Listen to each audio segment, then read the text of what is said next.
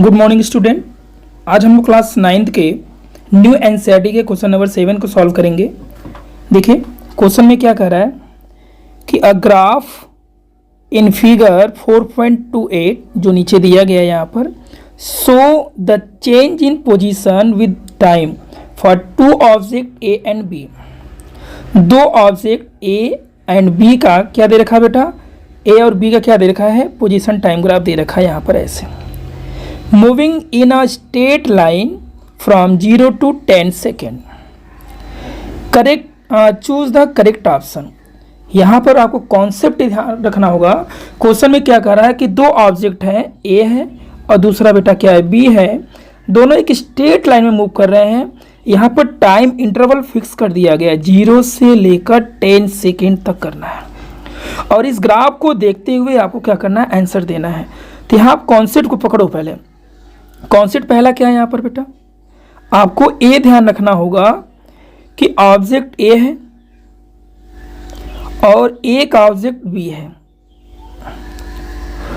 दोनों कहाँ से स्टार्ट हो रहे हैं, ए भी टी इक्वल टू 0 से स्टार्ट हो रहा है और ए भी टी इक्वल टू 0 से स्टार्ट हो रहा है। अब ध्यान देखना, दोनों का टाइम इंटरवल फिक्स है। इसका मतलब हम एक पाथ ले रहे हैं। सपोज करो यहाँ से स्टार्ट हो रहा है ऐसे, ये यहाँ तक, और यहाँ से स्टार्ट हो रहा है बेटा ऐसे यहाँ तक। आपको कॉन्सेप्ट ध्यान रखना होगा कि 0 से 10 सेकेंड, यहाँ पर 10 सेकेंड होगा और यहाँ भी 10 सेकेंड होगा। अब आपको क्वेश्चन में कॉन्सेप्ट क्या पकड़ना है, कॉन्सेप्ट पकड़ना है। देखिए ग्राफ, देखिए अब ग्राफ में क्या कर रहा है, यहाँ पर एक जो है एकदम स्ट्रेट ग्राफ है और पोजीशन टाइम ग्राफ है बेटा। तो पोजीशन टाइम ग्राफ हमेशा क्या देता है, स्पीड देता है।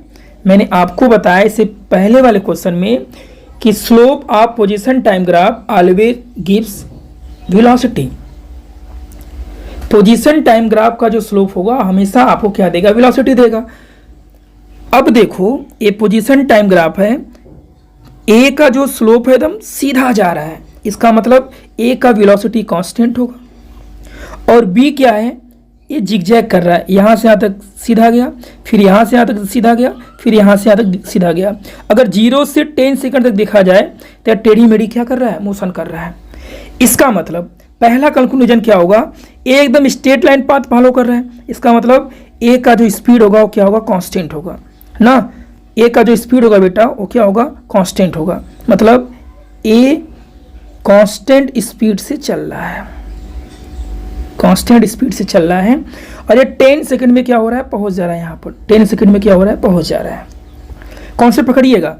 अब देखो बी क्या हो रहा है बेटा, बी यहाँ पर देखो स्लोप कम है ना। बी का मैं कॉन्सेप्ट बता रहा हूँ। बी क्या हो रहा है, बी सपोज करो यहाँ से चला, यहाँ तक एकदम स्लो चला, एकदम धीमे धीमे दौड़ रहा है।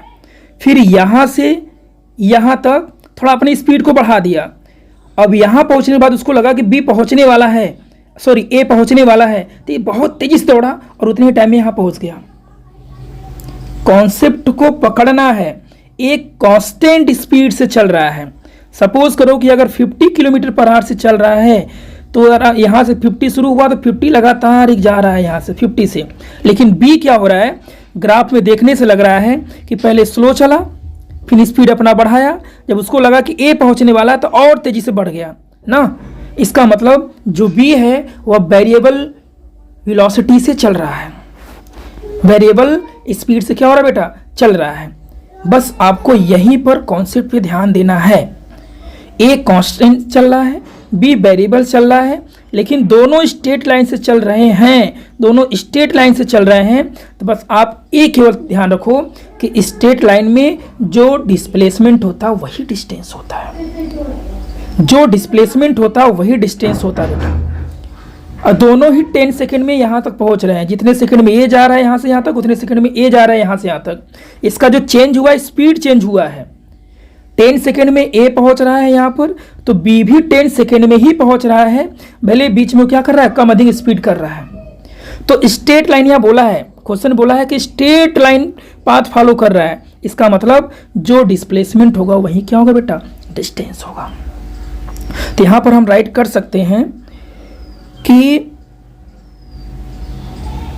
पहला कंक्लूजन जो होगा हमारा, displacement and distance both are equal. ये आपको कॉन्सेप्ट समझ में आना चाहिए। देखो बेटा, कॉन्सेप्ट में क्या बोला कि ए भी क्या पहुंच रहा है, 10 सेकंड में पहुंच रहा है, और बी भी 10 सेकंड में पहुंच रहा है, दोनों पहुंच रहे हैं 10 सेकंड में ना। और क्वेश्चन में कहा कि moving in a straight line, ठीक है, फ्रॉम 0 to 10 सेकेंड। ए भी 0 से स्टार्ट हुआ, 10 सेकेंड गया, ए भी 0 से स्टार्ट हुआ, 10 हुआ, जितना डिस्टेंस ए ट्रेवल कर रहा है उतना डिस्टेंस ए ट्रेवल कर रहा है। हाँ, लेकिन बी जो है वह थोड़ा सा ना मस्तनौला आदमी है। शुरू में क्या किया, स्लो चला, फिर थोड़ा सा अपना स्पीड बढ़ाया, जब उसको लगा कि ए पहुंचने वाला है तो अपनी स्पीड बढ़ाया और बहुत तेजी से यहाँ पहुंच गया, ठीक है।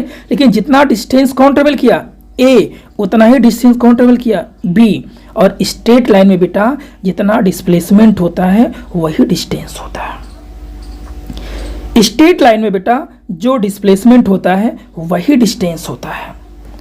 इसलिए हम ये कहेंगे कि object A and object B दोनों का जो डिस्टेंस होगा वही डिस्प्लेसमेंट होगा। अब देखिए आपको आंसर निकालना है, चूज द करेक्ट ऑप्शन। देखिए पहला क्या कर रहा है, the average velocity of both over 10 second time interval is equal since the have the same initial and final position. Yes, ये करेक्ट है, तो ऑप्शन फर्स्ट इज करेक्ट, पहला सही होगा। सेकेंड, द एवरेज स्पीड किससे निकलता है बेटा, एवरेज स्पीड निकलता है डिस्टेंस से, तो डिस्टेंस भी सेम है। Both over the 10 second time interval are equal since both cover equal distance and equal interval time. Yes, option B is also right. Option A भी सही है, ऑप्शन बी भी सही है। अब सी देखते हैं, the average speed of A over the 10 second time interval is lower. कह रहा कि ए का स्पीड बी से क्या कम है, नहीं भाई, ठीक है, ए तो एक कांस्टेंट स्पीड से चल रहा था, स्टार्टिंग में तो बी ही कम था, ए नहीं कम था, तो ए थर्ड वाला क्या होगा बेटा, गलत होगा। फोर्थ देखिए, the average speed of A over 10 second interval is greater than the B, speed is lower than A in some segment. कुछ सेगमेंट में मतलब कुछ टुकड़ों में क्या हो रहा है, ए अधिक था बी से, नहीं, बी ही क्या हुआ लास्ट में अधिक हो गया। तो यहां से आप राइट करिएगा, ऑप्शन ए सही है क्योंकि डिस्प्लेसमेंट इक्वल है, ऑप्शन बी सही है, डिस्टेंस इक्वल है ना, ऑप्शन सी गलत है, ऑप्शन डी गलत है। आई होप कि आपको क्वेश्चन बहुत अच्छे से समझ में आया होगा बेटा। 6 और 7 बहुत ही कॉन्सेप्चुअल क्वेश्चन था। Thank you for watching this video.